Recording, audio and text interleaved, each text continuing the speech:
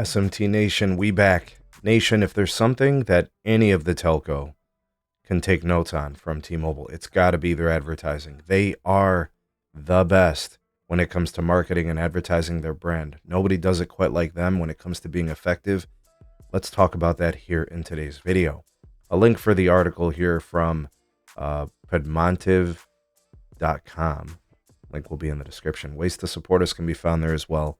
Please do like and share this video. Subscribe if it's your first time here. And turn on the bell notifications icon to never miss an upload from the SMT. All right, folks. So what has T-Mobile been doing that's been so successful for the last decade or so? I mean, they've been hitting on everything. They rebranded themselves. They, utilized bright colors. Their commercials have been great. They've been punchy. They've been an upstart. They've been, they've had great jokes within their marketing. Everything has been hitting. Absolutely, they are the best at what they do. T-Mobile actually gets the nod in advertising, not just for telco.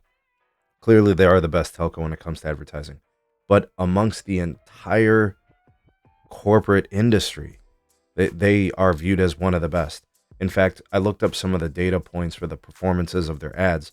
T-Mobile's commercial about the price lock guarantee that had Zach Braff and Donald Faison, 116% more effective than the average ad in cable, satellite, and internet category. So clearly they're like way ahead. And they puts them in the conversation with companies like Ciroc and Buffalo Wild Wings, right? So, companies that aren't even involved in those industries, right? They're completely separate. And just to kind of throw this out there, AT&T, I guess, had some pretty effective marketing with the Carmelo Anthony commercial. You guys know where it was like the draft, and they're wearing the big suits and all that. That was 237% more effective than the average postpaid wireless creative. So my point is to say this. You've got T-Mobile who's killing it. Historically, they've had the weakest network of all the carriers, but they continue to take share. They continue to see growth from specific consumer segments and groups. AT&T also grows as well, so their advertising, seems to be hitting as well. Maybe not as loud and as notable as T-Mobile's, but still very good. We don't see any mention of Verizon, and that's part of the problem I think Verizon sees, why they don't grow. They don't have the attention of the growing population of consumer. They've relied on an older population demographic that isn't going to be a part of any type of growth, and I think that has to change. I think with all this stuff with the My Plan, all this stuff with the My Home, the rebranding, the colors, the logos, all that's fine and good, but you're going to have to put together advertising techniques, strategies, tools.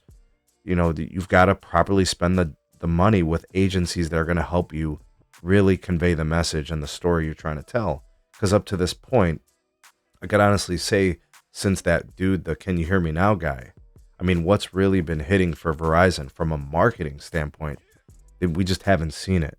So I think there are a lot of things that Verizon could learn from T-Mobile with respect to this.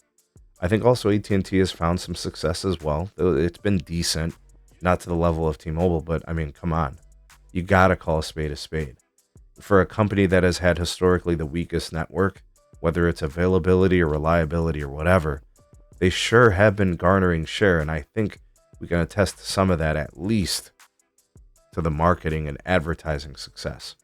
What do you guys think? What's been the secret sauce for T-Mobile, and even to the lesser extent AT&T? What does Verizon have to do in order to garner the attention of these types of consumers? Sound off in the comment section below. You all the voice of the people, the SMT Nation. Let your voice be heard.